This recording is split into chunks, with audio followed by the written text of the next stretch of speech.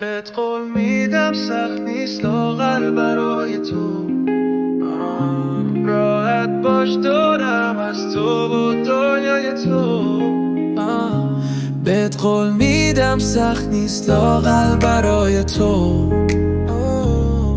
راحت باش دورم از تو و دنیای تو.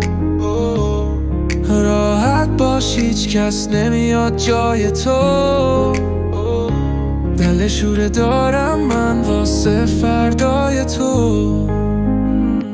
خود میخوای بری خاطرشی اما دلت میسوزه.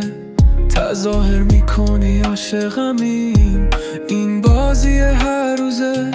با دندن رفتن همش دل شوره میگیره. دو روز بگذره این دل شوره ها از خاطرت میره. بهت قول میدم سخت نیست لااقل برای تو.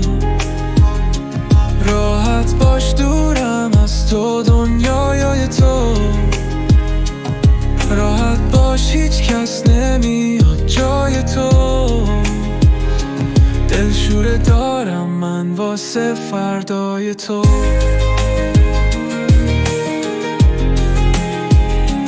بهت قول میدم سخت نیست لااقل برای تو. راحت باش دورم از تو دنیای تو.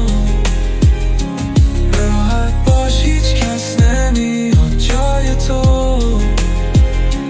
دل شوره دارم من واسه فردای تو. از عشق هر چیزی که میشناسم و از من گرفتی تو. تو باقی مونده یه احساسم و از من گرفتی و میخوای من باشی و یادت بره مایی وجود داره. خودت آماده یه رفتنی و ترس نمیذاره. اصلا نترس راحت برو بی من. هیچکی به جز تو منو یادش نیست. فکر کردی کی از من خبر داره من. راحت برو هیچکی حواسش نیست. بهت قول میدم سخت نیست لااقل برای تو. راحت باش دورم از تو دنیای تو. راحت باش هیچ کس نمیاد جای تو.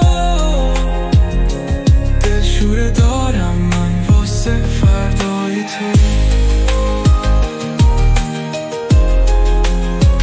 بهت قول میدم سخت نیست لااقل برای تو. راحت باش دورم از تو دنیای تو.